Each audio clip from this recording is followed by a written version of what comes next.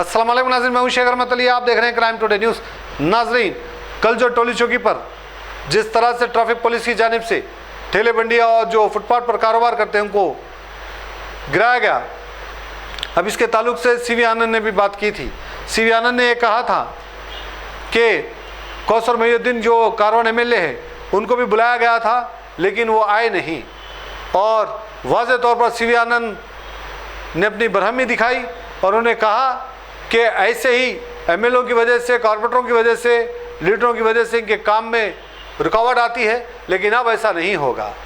नाज़रीन, जब एमएलए को हम वोट डाल के जिताते हैं तो उनका काम है अवाम के दरमियान आए और जब भी अवाम का कोई परेशानी होती है अवाम को उसको रोके। लेकिन कल पूरी तरह से डिमोलिश हुआ लेकिन एमएलए वहाँ पर नहीं पहुँचे। अगर एमएलए पहुँचते तो शायद ये जो डिमोलिश हुआ, जो नुकसान हुआ, वो नुकसान नहीं होता था, लेकिन एमएलए वहाँ पर पहुँचे नहीं। क्या कमिश्नर ने जो बात की है, क्या ये बात को प्लान के तहत बात की गई है? पहले कहा गया है कि आप मत आएँ, हम देख लेंगे, अब फिर बाद में स्टेटमेंट में ये बात की जा रही है।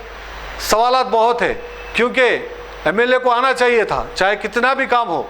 ये अवाम ने आपको वोट डाला है और अवाम की ओर से आप एमएलए बने हैं। अगर आप इनके परेशानियों के वक्त नहीं आएंगे, इनको जब ज़रूरत है तब नहीं आएंगे, तो फिर एमएलए बन के अब क्या फ़ायदा है? और अवाम क्यों पूछेगी आपको? क्योंकि अब अवाम में आहिस्ता आहिस्ता नाराज़गी बढ़ती जा रही है। एक जमात के लिए नाराज़गी हो रही है और ऐसे एमएलओ के लिए नाराज़गी हो रही है, क्योंकि जिस तरह से एमएलओ का अब काम बन चुका है, अवाम के दरमियान काम करने की बजाय, अवाम के मसलों को हल करने की बजाय वो दावतों में मसरूफ़ होते हैं, रुसूखात रखने वाले लोगों के साथ घुमा फिरते हैं, लेकिन अवाम के दरमियान अवाम के मसलों को हल करने कभी नहीं आते। ये एक कारवान एमएलए की बात नहीं है, ये 7 के 7 एमएलओ के अलावा तकरीबन ऐसे एमएलए हैं दूसरी पार्टियों के भी जो इसी तरह का काम कर रहे हैं। कुछ एमएलए हैं जो अवाम के दरमियान रहकर काम करते हैं, लेकिन तकरीबन एमएलओ का यही हाल हो गया है। ये हमारी इमेज को बदलने की ज़रूरत है, तभी जाकर शायद अवाम आपको पसंद करेगी। लेकिन जिस तरह से रिज़ल्ट आ रहे हैं और जिस तरह से इलेक्शन हो रहे हैं, इससे तो नहीं लगता कि अवाम खुश है, क्योंकि दिन पे दिन परसेंटेज गिरता जा रहा है। और कब तक आप अवाम को धोखा देते रहेंगे? बहरहाल सीवी आनंद ने वाज़े तौर पे कहा कि अब कोई एमएलए, कोई लीडर, कोई मिनिस्टर की नहीं चलेगी। ट्रैफिक का मसला है, ट्रैफिक को पुलिस की जानिब से हल किया जाएगा, अब कोई बीच में नहीं आएगा। यानी अब उनकी वार्निंग है। अब जाहिर सी बात है, जब सीवी आनंद जो हैदराबाद सिटी के कमिश्नर है, उन्होंने ये कह दिया तो अब कोई एमएलए, कोई कॉर्पोरेटर, कोई लीडर नहीं आएगा। जिस तरह से हीरोगिरी करते थे, जिस तरह से आया करते थे और जिस तरह से वीडियो बनाया जाता था और जिस तरह से यूट्यूब फेसबुक पर डाला जाता था कि हम फला ये काम कर दिए, हम फला ये काम कर दिए, हम ट्रैफिक पुलिस वालों से बहस करें, हम फला लैंड ऑर्डर पुलिस वालों से बहस करें, अब वो नहीं होगा। अगर ऐसा करने जाएंगे तो सीधे अब जेल को जाएंगे, क्योंकि सीवी आनंद ने वाज़े तौर पर यह कह दिया। क्योंकि सीवी आनंद का खौफ कई एमएलओ में है, कई एमएलओ में डर और खौफ है कि सीवी आनंद कभी भी कुछ भी कर सकते हैं। तो कहीं ना कहीं ये डर और खौफ इनको वहाँ पर नहीं ले जाएगा। अगर कल आ जाते तो शायद अवाम में कुछ इमेज रहती और अवाम समझ सकती कि हाँ भाई एमएलए ने कुछ काम किया, लेकिन अब वो भी रास्ता बंद कर लिया गया है। बहरहाल ज़रूरी है कि अब अवाम को अपनी ही लड़ाई लड़ने की, और अवाम को चाहिए कि अब किसी का इंतज़ार ना करें, और जो फुटपाथ पर कारोबार करते हैं वो लोग भी एहतियात से कारोबार करें। आप ये समझते हैं कि हमारे पीछे एमएलए हैं, हमारे पीछे कॉर्पोरेटर है, ऐसा नहीं है। वक्त आने पर ये सब भाग जाते हैं। अकेले आपको ही लड़ना है, अकेले आपको ही रहना है। तो ये समझ लीजिए कि आप कानूनी एतबार से काम करिए, कानून के दायरे में रह के काम करिए, आपकी वजह से किसी और को नुकसान ना हो, और इसी तरह से आप कारोबार करिए। यही पुलिस भी चाहती है कि आप फुटपाथ पर ना आ जाएं, आप अच्छी तरह से कारोबार करें। कारोबार करने से कोई नहीं रोक रहा है, लेकिन जिस तरह से कारोबार किया जा रहा है फुटपाथ पर चलकर, जो ऐसे लीडर, ऐसे कॉर्पोरेटर, ऐसे एमएलओ के भरोसे आप काम कर रहे हैं, ऐसा ना करें, वरना ऐसे ही होगा, कोई नहीं आएगा, आपको ही परेशानी होगी। बहरहाल सीवी आनंद ने खुलकर बात की, आइए सुनते हुए समझने की कोशिश करते हैं इस रिपोर्ट।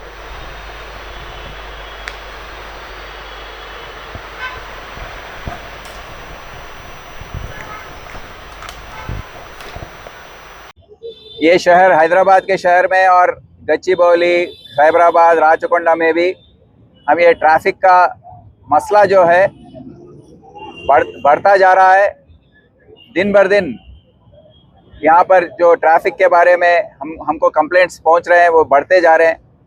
तो इसको नज़रअंदाज नहीं करते हुए इसके बारे में ट्रैफिक मैनेजमेंट इसको कैसे अच्छे से करें, इसके बारे में हम ट्रैफिक पुलिस ऑफिसर से बहुत डिस्कशन किए हैं।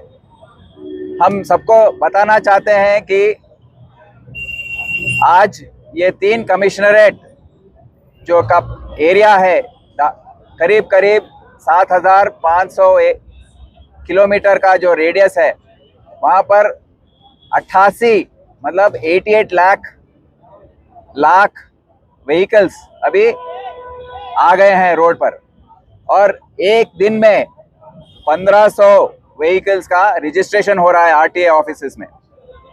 तो आप सोच सकते हैं कि कितने नए व्हीकल्स रोड पर आ रहे हैं और ट्रैफिक का मसला जो है कितना खराब होता जा रहा है। तो इसमें 2-3 बात हम समझने की कोशिश करनी चाहिए कि ये जो रोड है उसको कैरेज वे बोलते हैं।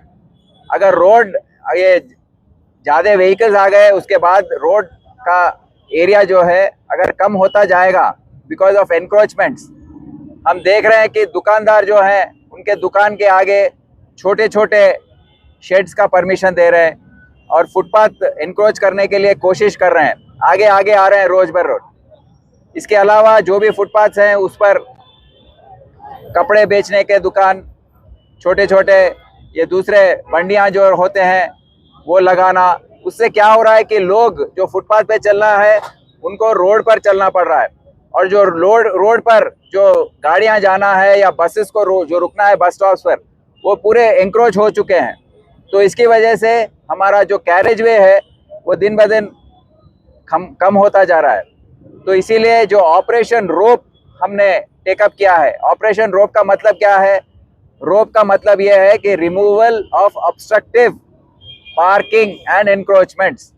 तो हमारे अफसरान जो हैं ट्रैफिक पुलिस में हर रोज़ हम अपने क्रेन्स के साथ और अपने जो मोबाइल्स है या जो भी उनके पास साधन है वो सब लेकर अपने एरियाज़ में ट्रैफिक पुलिस स्टेशन का दायरा जो है उसमें वो घूमते रहेंगे, और फुटपाथ्स के जो एनक्रोचमेंट्स हैं जिसकी वजह से रोड पर पार्किंग हो रही है, ये एनक्रोचमेंट्स आने के बाद क्या होता है, दुकानें आ जाती हैं, उसमें खरीदारी करने के लिए लोग अपने गाड़ियां रोड पर रोकते हैं।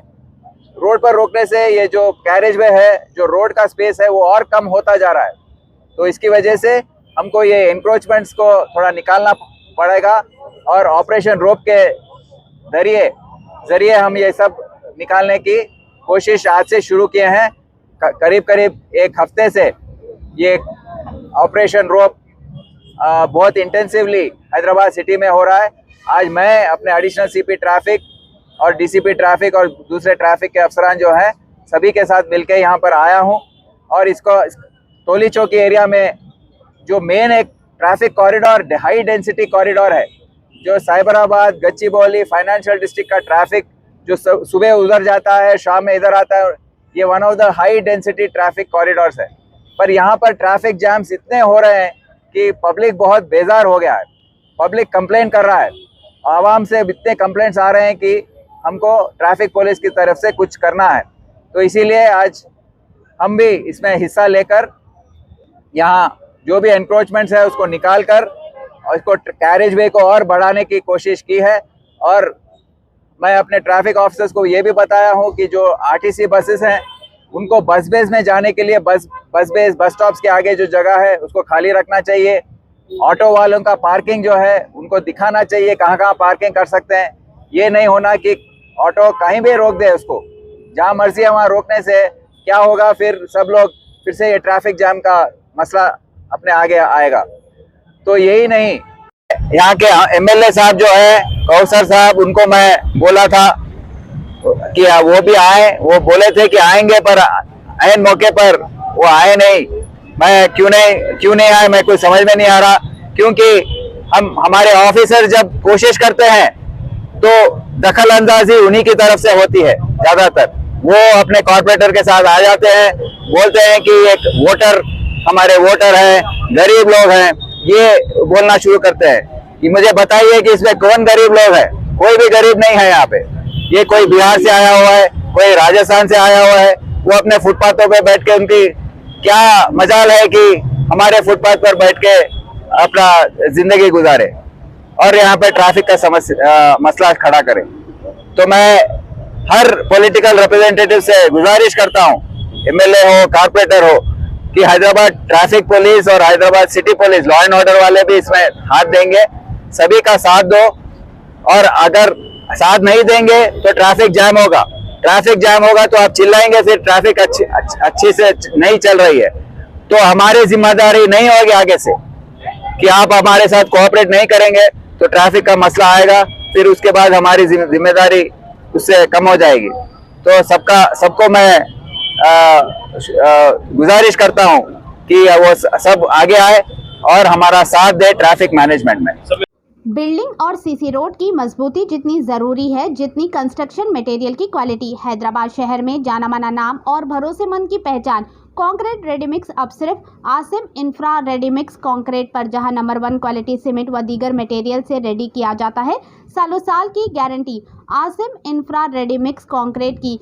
पंपिंग डंपिंग 24/7 सर्विस के साथ हैदराबाद शहर में इंतहाई कम कीमत पर रेडीमिक्स कंक्रीट का नंबर 1 मियार फराहम करते हैं।